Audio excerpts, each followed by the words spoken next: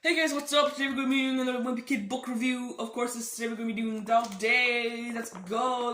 I was supposed to do the review in the summer, but that didn't happen. So we're doing it now, in October.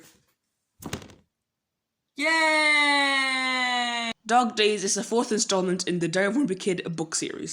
This book focuses on the many adventures on Greg's summer vacation. Anyway, let's get into Diary of a Wimpy Kid Dog Days.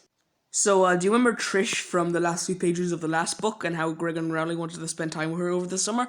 Well, yeah, she abandons them. Great start. We also find out that the Heffleys are not going on a road trip this year. Good plan. I think it's good to stay at home for the series. I think it works a lot better when Greg's at home, you know? Oh great, now they've gone on 3 road trips in the span of 1 year. Do you remember how in the last book Greg embarrassed himself in the Snella's birthday party and earned the trust of his dad? And how because of that he didn't send Greg to military school? And I guess the two were on good terms? Well, Dog Days throws this all out of the window.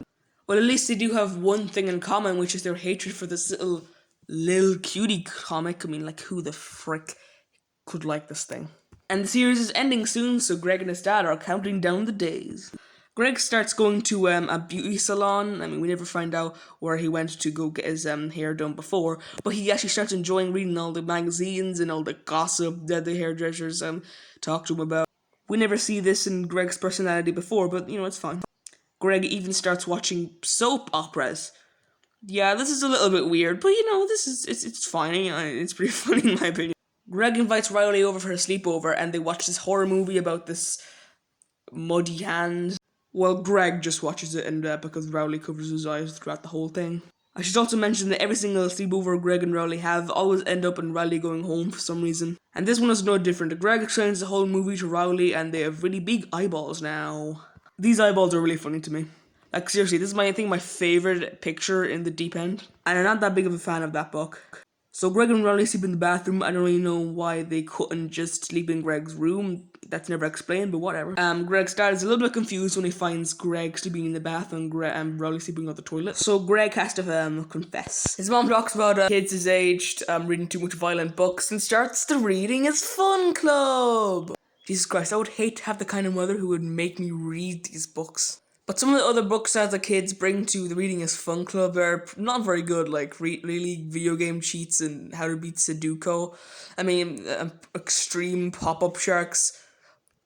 But Green Wasp sounds pretty cool. Well, what's wrong with How to Find Garden Fairies and Me and Mommy Silly Play Group Adventures? And apparently the mom says that Shadow Doom Dark Realms Volume 9 isn't very good because how it portrays women.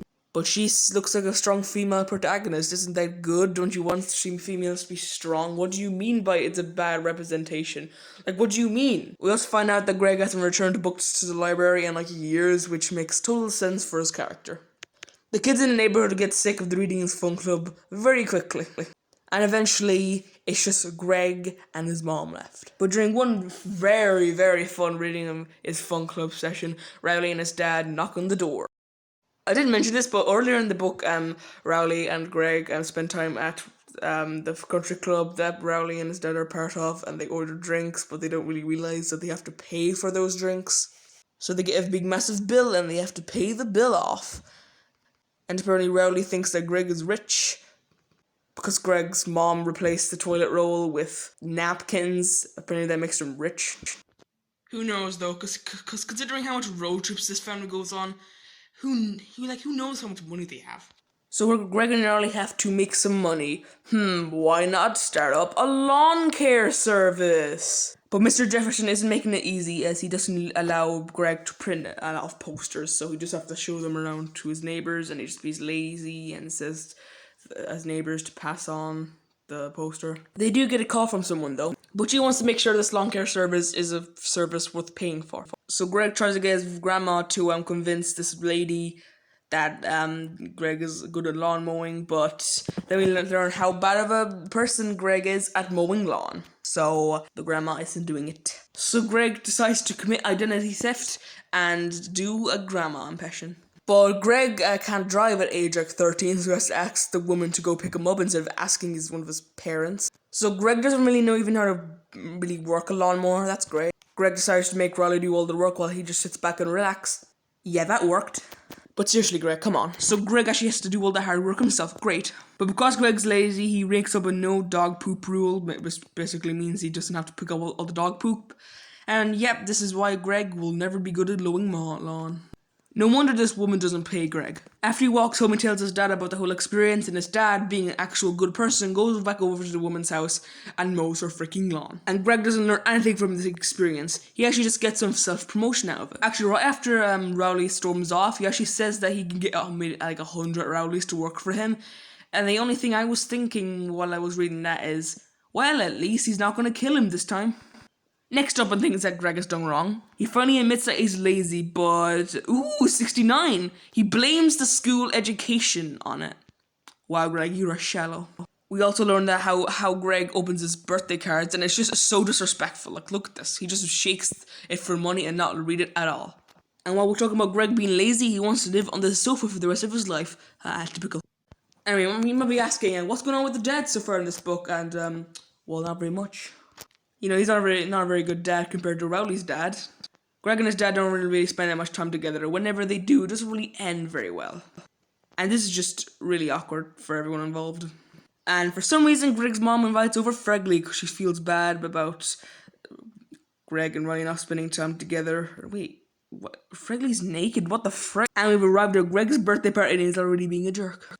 To be honest, after all the bad things Greg has done in this series, he doesn't even deserve a birthday. Oh yeah, remember how Greg was supposed to pay off Mr. Jefferson? Well, his birthday money just covers that. It was never mentioned that before, how that could help Greg, but whatever, it's just kind of thrown out the window. Whatever, it's gonna be kid. For some reason, Greg gets a ladybug for his birthday. I mean, it's more than he deserves. But it's probably the worst phone in existence, because it only has like 2 buttons on it. Oh no, Greg's birthday cake gets eaten. But instead of getting a new cake, Greg's mom just cuts around all of the slobber. To make up for the birthday cake, Greg's mom takes Greg and his 2 brothers to get to the pet store.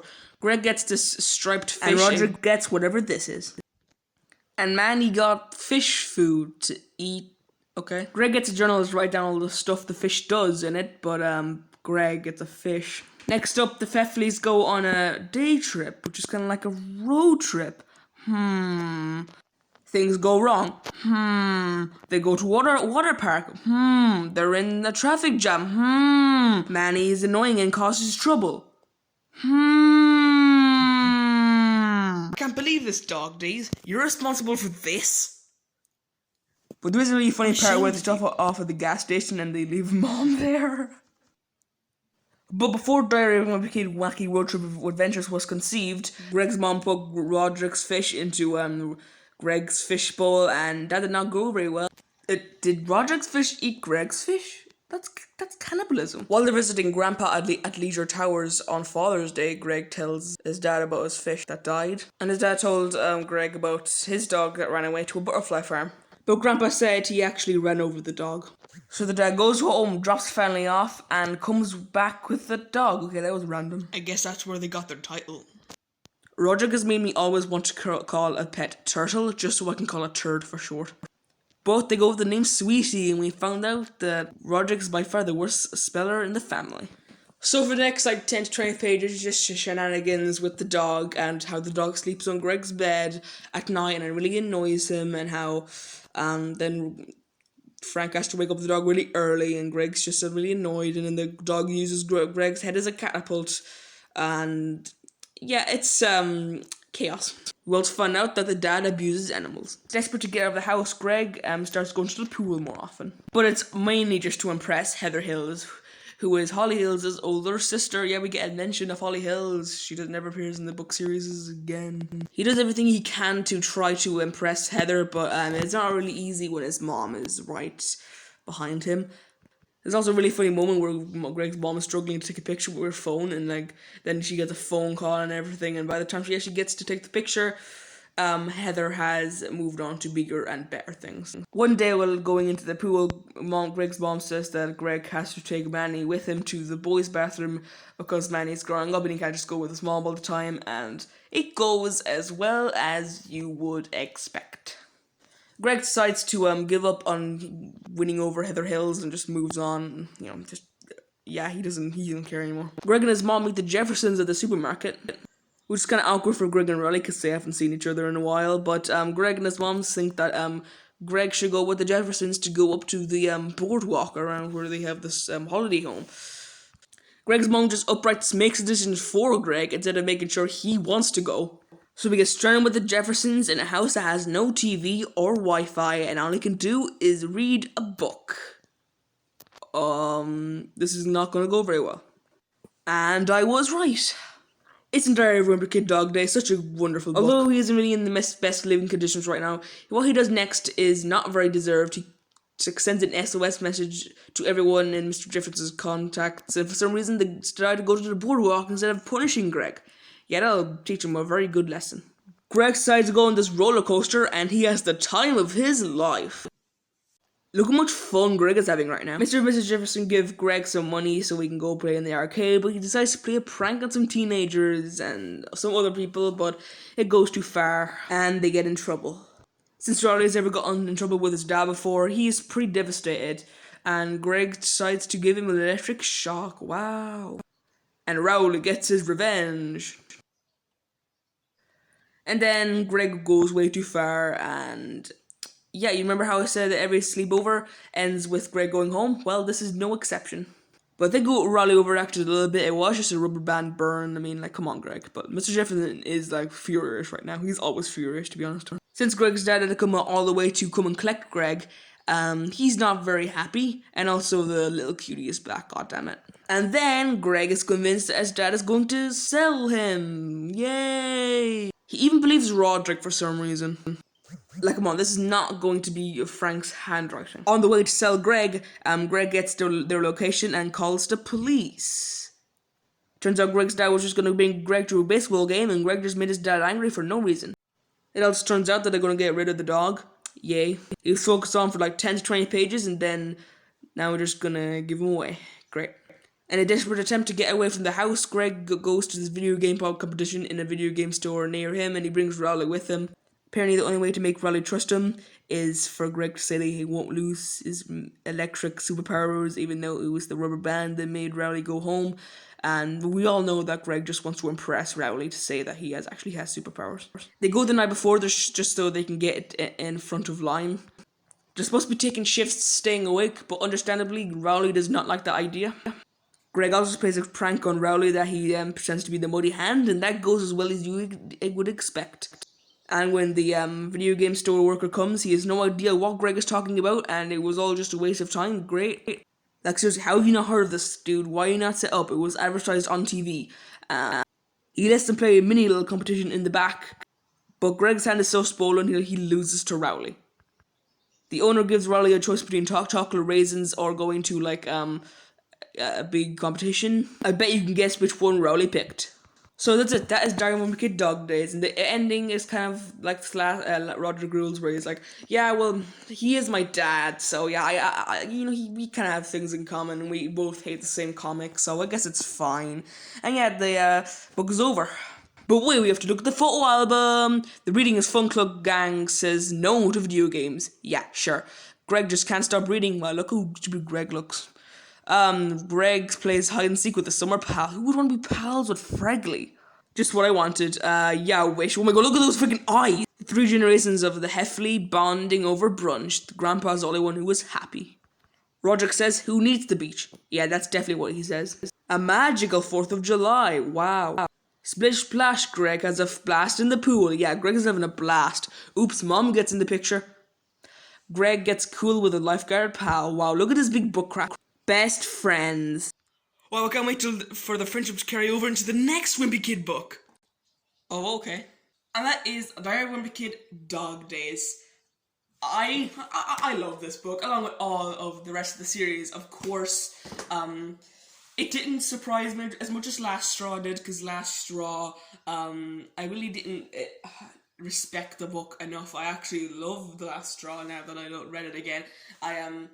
My opinion has improved on it a bit, but Dog Days, I think if you call it your favorite Wimpy Kid book, I'm not going to believe you, because I don't think this is worthy of being the best Wimpy Kid book. There is better books than this, but it is a very good book. I mean, I just love I love a lot of things about this book, but especially Greg thinking that he's gonna be sold, all the stuff with the dog, him impressing Heather Hills at the pool. Okay, there's so much great things in this book to enjoy. And yeah, guys, hope you enjoyed this video. If you did, smash the like button, and I'll see you next time. Goodbye. We'll see you in the next Wimpy Kid review too, because that's probably gonna come November, and then December's gonna be Cabin Fever, because that's the Christmas book. I guess I wanted to have that with 6 books reviewed per year. So yeah, Ugly Truth. Maybe the second Friday of November. Look out for that.